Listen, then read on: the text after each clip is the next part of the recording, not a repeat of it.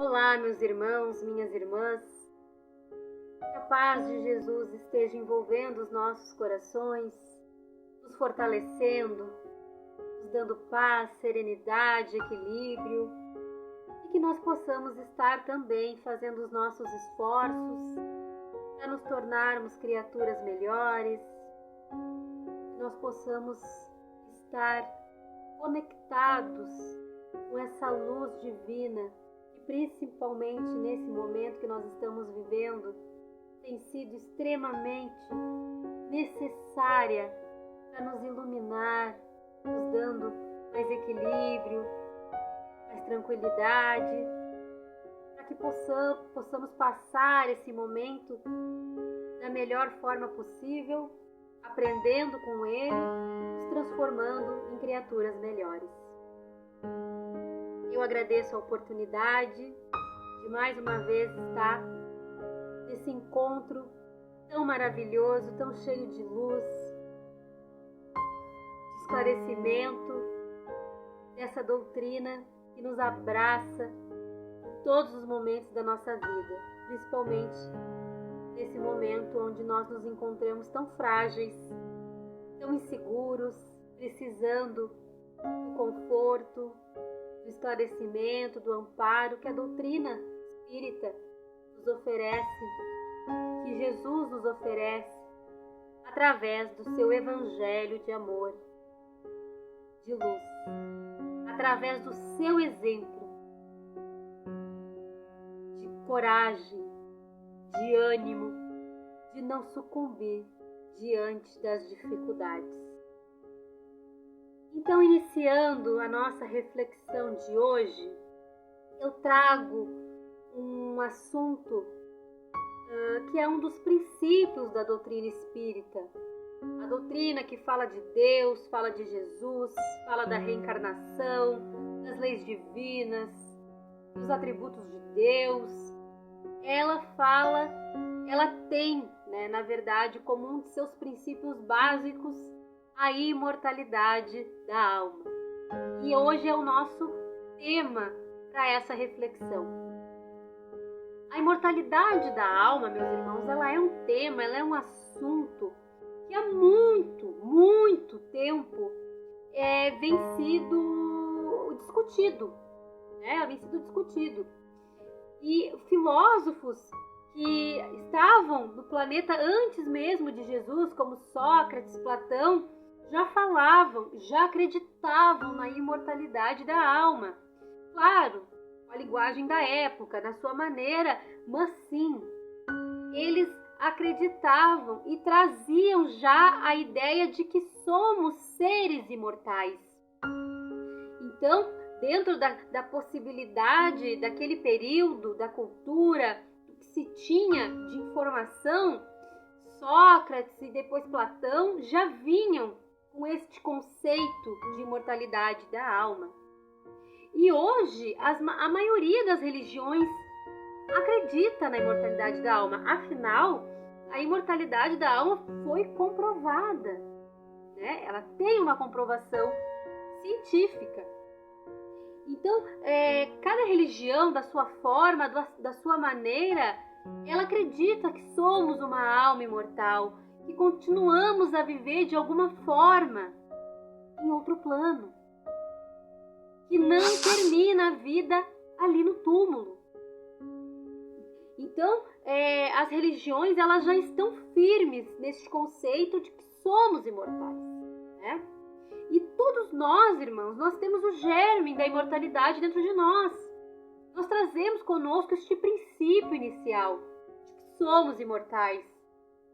E eu trago já inicialmente um exemplo de uma viagem que fiz há pouco tempo, aonde visitei templos, igrejas, castelos, casas comuns do século XIV, do século XV. E andando ali por aqueles locais, conhecendo, eu me deparei com muitas obras de arte. Quadros, pinturas na parede, enfim. E analisando ali o cristianismo, o catolicismo, encabeçando a principal religião, se observa aquelas obras voltada ali com aquele Jesus, né, no céu, com aquelas nuvens e anjos e arcanjos na volta e descendo aquela luz de cima e as criaturas ali louvando, agradecendo, né, em contato com essa divindade maior. Então, observando isso, ali, século XV, XIV, também se tinha já essa centelha, esse germe mesmo de que há algo sobre nós, que há vida além da vida. Talvez sem saber ao certo o que era, dar o nome correto, mas se acreditava sim que existe algo além dessa vida. Então isso ficou de uma forma evidente, até porque as construções, aquilo tudo que foi construído, não seria possível se não tivesse um amparo, uma intervenção divina. E que ali o que a gente percebe são fatos que vai muito mais além do alcance da visão do mundo da matéria. É algo que sem a ajuda divina, sem a intuição, sem o auxílio divino, não teria como ter sido feito, ter sido realizado, né? Então a imortalidade da alma, ela é uma realidade incontestável. Nós não contestamos a imortalidade, porque ela é fato consumado, ela é provado que existe. Somos seres espirituais, vivendo uma experiência na matéria.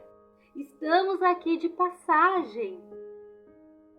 E apesar, meus irmãos, da imortalidade estar gravada dentro de nós, ela faz parte de nós.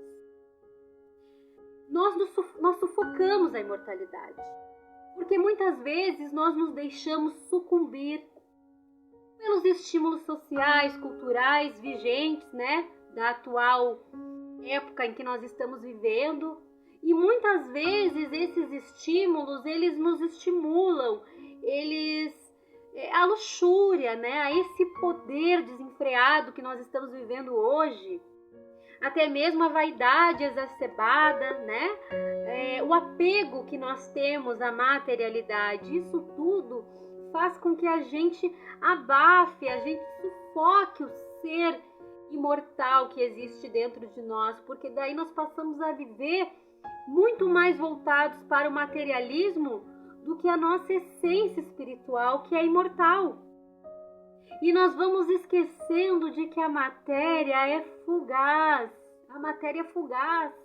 efêmera, passageira.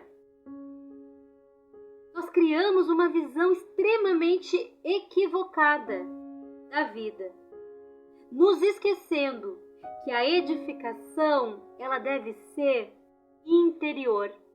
Ela acontece no interior das criaturas, ela é uma construção interna. Apesar de nós estarmos vivendo no mundo material neste momento, em que a matéria faz parte do nosso dia a dia, é necessária, é importante, porém, a nossa essência espiritual deve falar mais alto do que a nossa essência material. E hoje em dia nós deixamos que essa essência material fale mais alto do que tudo, vivendo dia após dia pensando em adquirir isso e aquilo, e esquecemos que a essência do espírito não são coisas, que as coisas mais importantes para o nosso espírito não são coisas, não são palpáveis, são internas. Assim, fazendo essas reflexões e compreendendo o ser imortal que somos, nós vamos começando a compreender de forma incontestável que a imortalidade da alma é a que deve dar sentido em todo o nosso viver, inclusive quando nós estamos reencarnados na matéria. Então Jesus ele nos dá o seu próprio exemplo de imortalidade.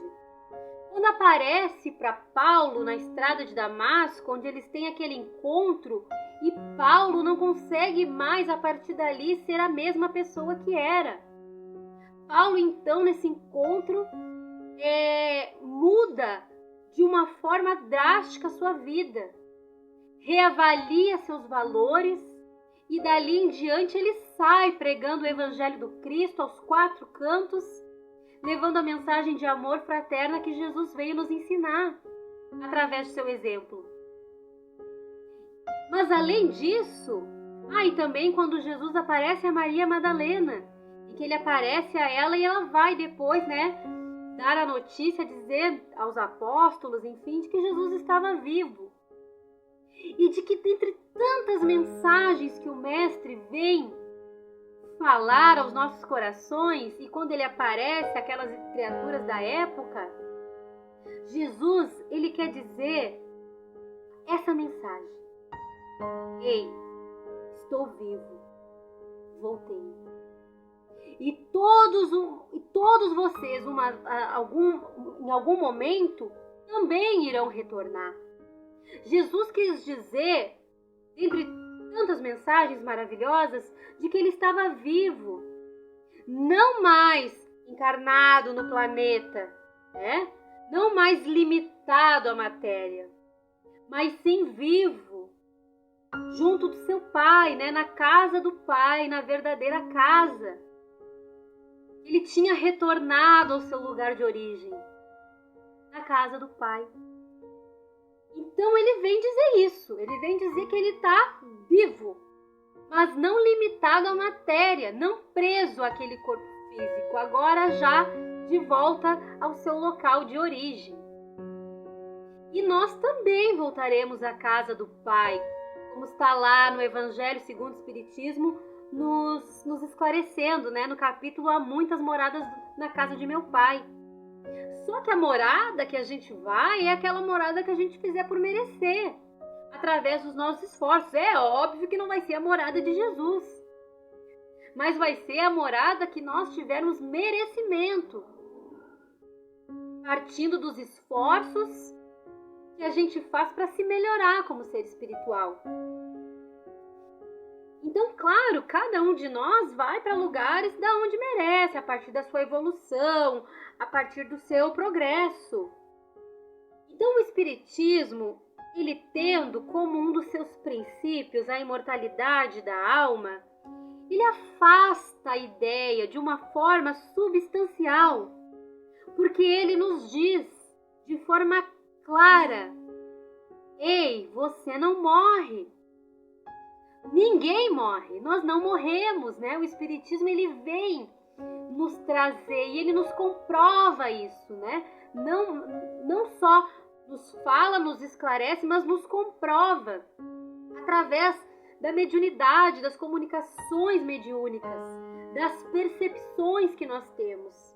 E está o nosso grande Chico Xavier, que foi uma das criaturas do planeta que mais nos falou e nos comprovou a imortalidade da alma. Através das cartas que recebia dos espíritos, através da comunicação que Chico tinha com esses irmãos do plano espiritual, através das cartas que concebeu através das suas mãos, que consolaram milhares de mães que tiveram seus filhos de volta. Chico traz para perto da mãe o filhinho que voltou para a pátria espiritual. Chico Xavier, ele traz a vida, ele afasta a morte, onde só existe vida, ora do lado de cá, ora do lado de lá. E é muito curioso que, inclusive, Chico traz essa ideia e essa comprovação da imortalidade da alma, que é através de uma carta que foi utilizada como prova cabal de um julgamento, Essa história também está retratada no filme As Mães de Chico Xavier, que tem disponível na internet. Fica aí a sugestão para quem quiser olhar. Em que 2 amigos estavam brincando sozinhos em casa com uma arma e, por inocência, enfim, o motivo não nos convém, Eles estão com aquela arma brincando e a arma ainda tinha uma bala dentro e essa bala, então essa arma dispara, né, por acidente. E o menino então acaba vindo a desencarnar. E o amigo então que disparou o tiro acidental é preso. E fica um tempo preso, os pais, claro, do menino que desencarnou, imersos naquela tristeza, naquela revolta e com todo o nosso entendimento, é claro que eles ficam extremamente... eles acabam culpando aquele amigo, né? Pelo fato que aconteceu. E através das mãos de Chico, ele recebe uma carta do filho direcionada aos pais, aonde ele esclarece o ocorrido e inocenta totalmente o amigo, né? Dizendo que foi um acidente, que eles estavam brincando e que a arma acabou disparando. E essa carta, então, vai até o juiz que está, né, realizando o julgamento, e esse juiz acata a carta como prova e inocenta o amigo de todas as acusações. Ele é absolvido. Então, esse exemplo, ele traz de uma forma incontestável a imortalidade da alma. Incontestável, né? Então, assim, Chico Xavier, Divaldo Franco, eles trazem para nós a vida onde a morte não existe. Então, meus irmãos, depois desse exemplo, a gente traz essa imortalidade para o nosso grau de evolução, né? Para a medida em que nós estamos. Então, se a gente olha a nossa vida, a gente sempre vai encontrar alguma coisa. A gente sempre vai encontrar algo para modificar, para reparar, para fazer diferente. São retoques, são detalhes. Se a gente pudesse voltar atrás, quanta coisa a gente faria diferente? Deixaria de falar? Ou falaria? Agiria assim? Agiria de outra forma? Né? Então, quando a gente se depara com essa constatação, quando a gente chega e diz, não, nessa minha existência, isso eu faria diferente. A gente compreende que a nossa experiência, ela ainda não está pronta. Ela não está pronta para durar. Ela não está pronta para permanecer. Para ser digna da imortalidade. Ela precisa ser refeita, ela precisa ser repetida, até que chegue um nível, até que chegue um ponto de poder ser apresentada. E assim por exemplo, um músico, né, ou um ensaio, ou uma apresentação de dança. Aquele músico, aquele grupo de dança, eles treinam, voltam atrás, muda isso, repara isso, né, modifica, até que o espetáculo esteja digno de ser apresentado. Um outro exemplo é num documentário, que também tem disponível na internet, um documentário do Michael Jackson, que foi divulgado, né, depois do seu desencarne. Onde tem uma parte do documentário, isso quem nos conta também é Haroldo Dutra Dias em uma de suas palestras. Aliás, eu peguei muito conteúdo para essa nossa reflexão das palestras de Haroldo Dutra Dias. Então ele conta em uma de suas palestras sobre esse fato desse documentário de Michael Jackson, onde ele conta, e eu também fui olhar de novo esse documentário, porque confesso que da primeira vez que vi não notei esse episódio, mas esse episódio está lá, onde Michael conversa com o diretor do show que ele iria fazer, e o diretor queria modificar uma música, uma coreografia, enfim. E o Michael diz a ele, não, pra que mudar se tá bom?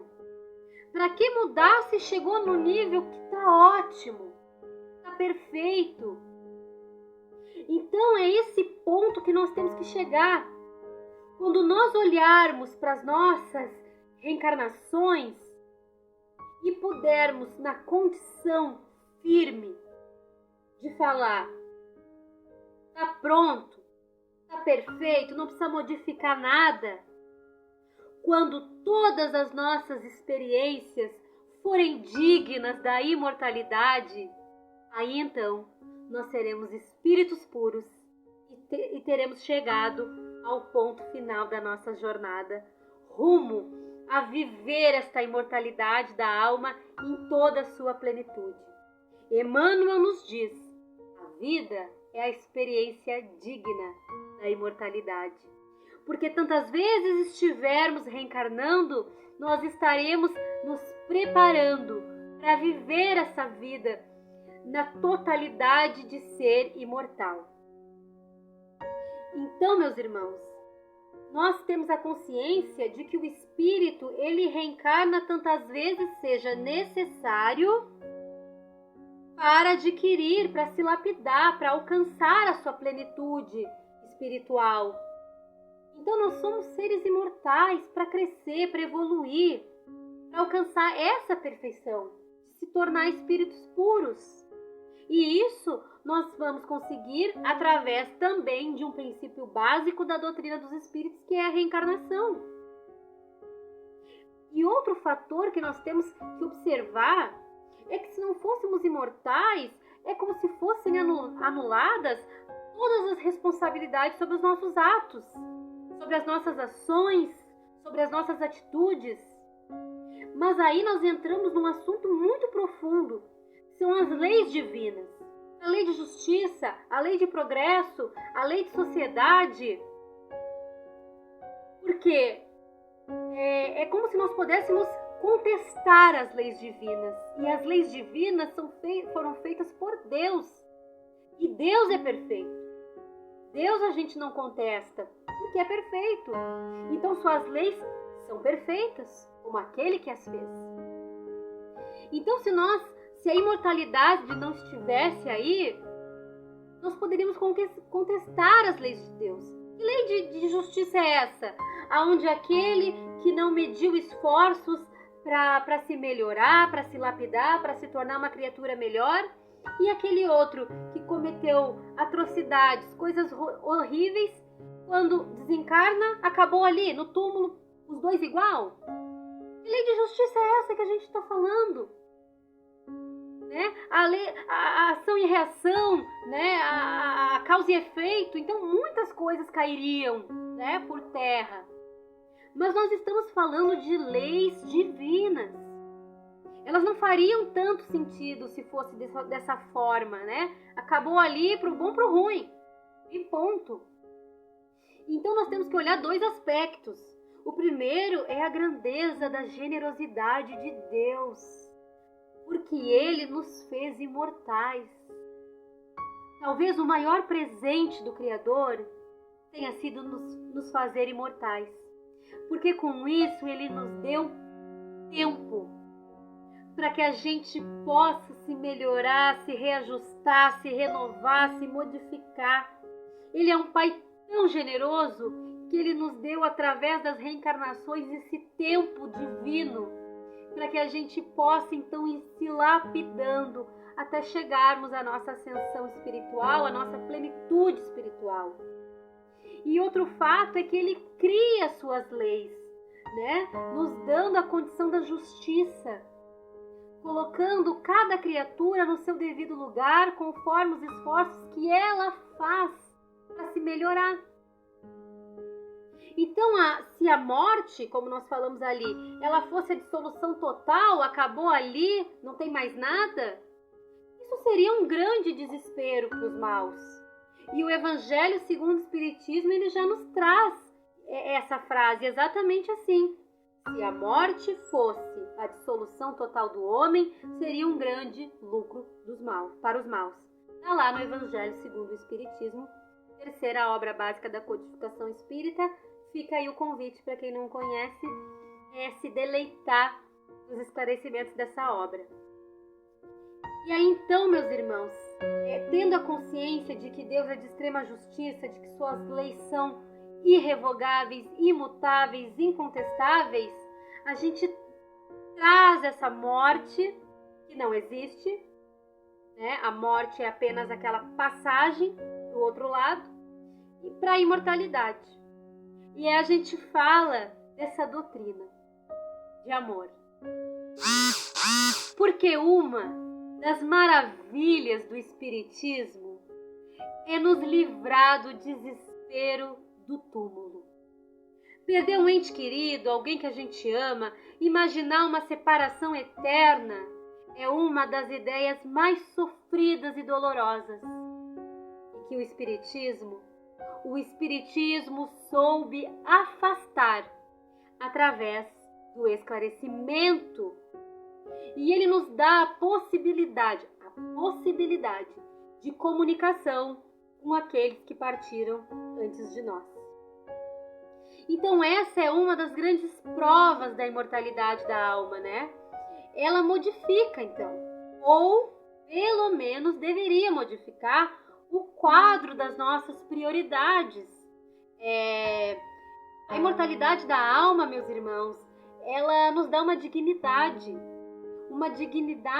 sem igual, porque ela nos traz uma serenidade, porque aí a gente fica sabendo toda dor, toda luta, toda prova é nuvem passageira dentro da nossa evolução espiritual.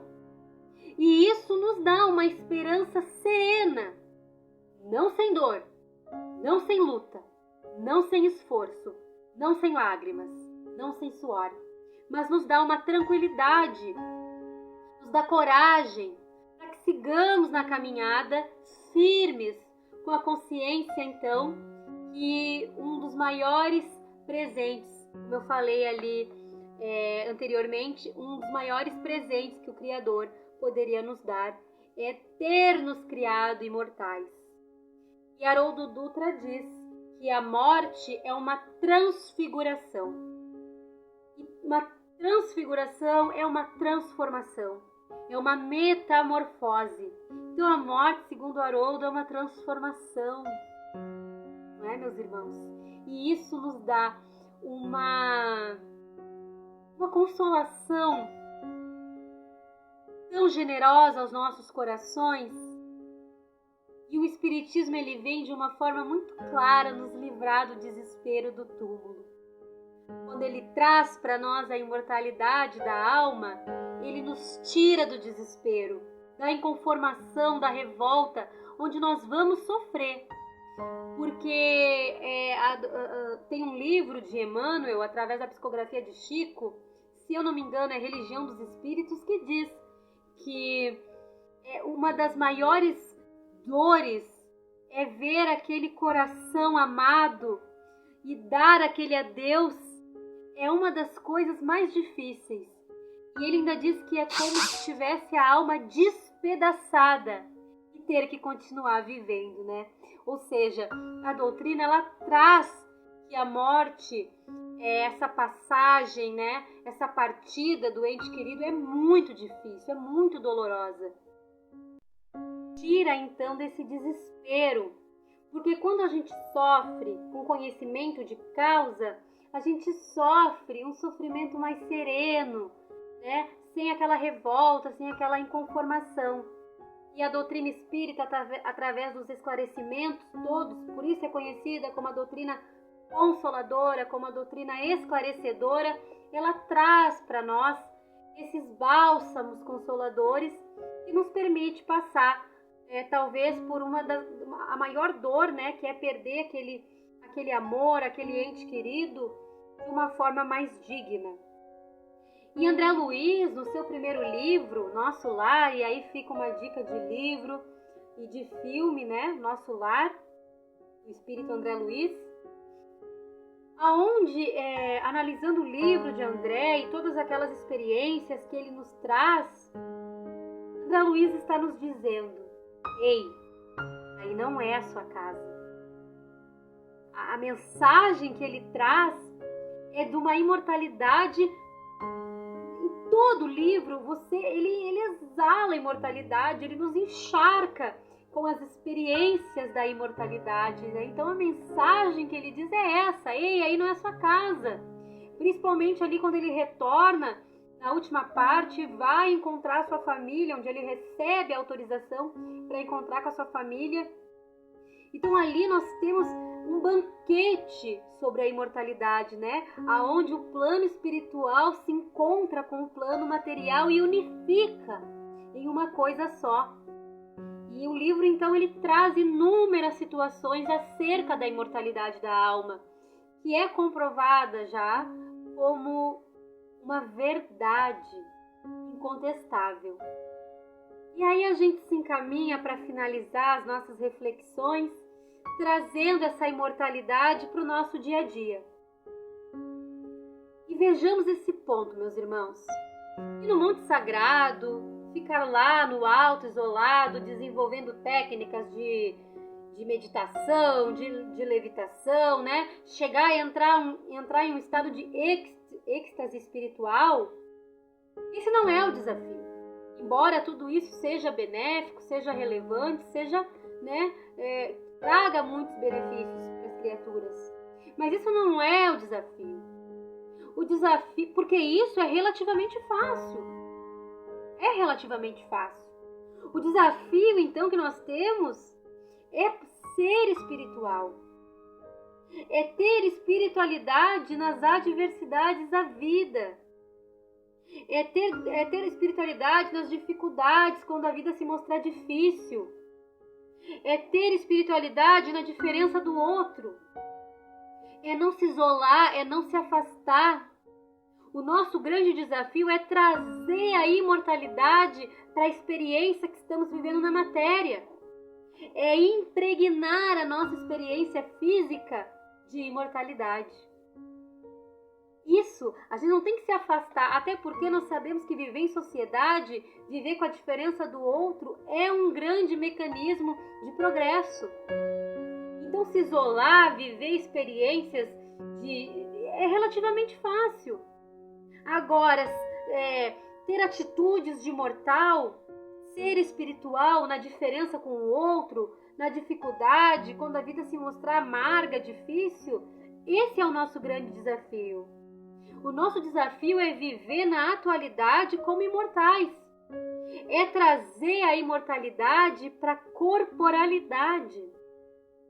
Por isso, meus irmãos, que nós tenhamos relacionamentos de pessoas imortais. Que nós façamos as nossas tarefas, as nossas responsabilidades como imortais. Que nós possamos sorrir como imortais. Chorar como um imortal. Viver a imortalidade em toda a sua totalidade. E quando isso acontecer, então nós passamos a viver num estado de imortalidade, né? E nós vamos então compreender que nunca estivemos sós. Que nós nunca morremos. E nunca iremos morrer. E eu trago então um exemplo final, no filme de Divaldo Pereira Franco, um filme baseado em sua vida, Divaldo, o Mensageiro da Paz, onde na cena final Divaldo recebe a visita de sua família. E então a família, que era muito católica, e Divaldo teve todas essas dificuldades, por ter essa mediunidade tão aflorada. Então ali no final do filme, antes de Divaldo entrar para fazer a sua palestra, ele tem esse encontro com os pais e com os irmãos que já haviam desencarnado. E o pai, então, que não acreditava na imortalidade da alma, então diz a ele que tudo aquilo que Divaldo, através de sua mediunidade, lhe disse, foi exatamente assim que ele encontrou quando chegou no plano espiritual. A mãe lhe pede, então, que ele espalhe aos 4 cantos do mundo que a morte não existe. E isso, meus irmãos, nós, como espíritas, enfim, todos aqueles que acreditam que há algo muito maior do que nós não morremos, que nada termina ali no túmulo, mas nós espíritas, o que nós podemos fazer pelo espiritismo é levar aos 4 cantos do mundo que a morte não existe. E isso muda de forma radical o nosso olhar perante a vida que estamos levando. Então, meus irmãos, reunindo todas essas reflexões que nós fizemos, então nós destacamos aí a evolução, a reencarnação, o livre-arbítrio, a causa e efeito, as leis inerentes a permanente ascensão da alma rumo a Deus, que é nosso Pai e nosso Criador. Então o Espiritismo vem comprovar que o túmulo não significa o término da nossa vida, a qual ela se desdobra exuberante no plano espiritual. Ensina-nos a doutrina espírita que para desfrutar do relativo equilíbrio no plano extrafísico e em nossas existências futuras na carne, é indispensável alicerçarmos as nossas atitudes de hoje no equilíbrio, na responsabilidade como cristãos que somos e, acima de tudo, edificar o amor. Esse é o único roteiro capaz de nos conduzir à perfeição espiritual a que todos nós estamos destinados. Eu deixo então a literatura que utilizei para essas reflexões, capítulos do Evangelho segundo o Espiritismo, capítulo 2, Meu reino não é deste mundo, capítulo 3, Há muitas moradas na casa de meu Pai, capítulo 4, Ninguém pode vir ao reino de Deus se não nascer de novo. Também utilizei Livro dos Espíritos, Obras Póstumas, a Gênese, todas as obras básicas ali da codificação espírita, elas falam muito, esclarecem muito sobre a imortalidade da alma. Também fica o convite para quem tiver interesse estudar essas obras magnânimas da doutrina espírita. Eu finalizo então a nossa reflexão de hoje com a mensagem que se chama Escolhendo a Imortalidade. E ela diz assim: a imortalidade me intriga. Como conceber algo sem fim? Pense num pássaro pegando um grão de areia de uma praia, levando-o no bico até a lua e voltando para buscar o próximo. Nesse meio tempo, as ondas trouxeram zilhões de grãos de areia. Quando o pássaro tiver terminado de levar todos os grãos, isso não terá fim. A vida é assim. A alma é eterna e não há nada que possamos fazer a respeito. Onde passaremos nossa imortalidade? Estamos preparados para isso? O maior benefício da fé não é como nossa vida pode ser melhor na terra, mas como a garantia de que Ele nos preparou morada nos céus. A morte, para quem crê nas palavras de Jesus, Filho de Deus como nós também somos, é uma promoção. Hoje, determinamos nosso destino eterno simplesmente recebendo ou rejeitando a Cristo. E se é para sempre, se é para viver na imortalidade, prefiramos estar ao lado de Deus. Se é para sempre, se somos imortais, então prefiramos estar ao lado de Deus, sob todas as circunstâncias, sobre qualquer dificuldade, adversidade e reveses da vida. Estejamos ao lado do Pai e ao lado de Jesus, porque Deus, o nosso Criador, foi Ele que nos criou imortais. E esse presente, meus irmãos, nós quantas vezes nós retornarmos e voltarmos, nós nunca poderemos agradecer a Deus o tamanho e o tanto de amor que esse Pai colocou quando nos fez imortais. Um abraço fraterno a todos, que a paz de Jesus esteja em nossos corações, nos deixando firmes e fortes, sabedores de que aqueles que estão com Deus, com Jesus, confiando no seu amor, na sua paternidade amiga, sempre haverá um consolo, uma luz para se guiar. Fiquem na paz de Deus e na amizade fraterna de Jesus. Que assim seja.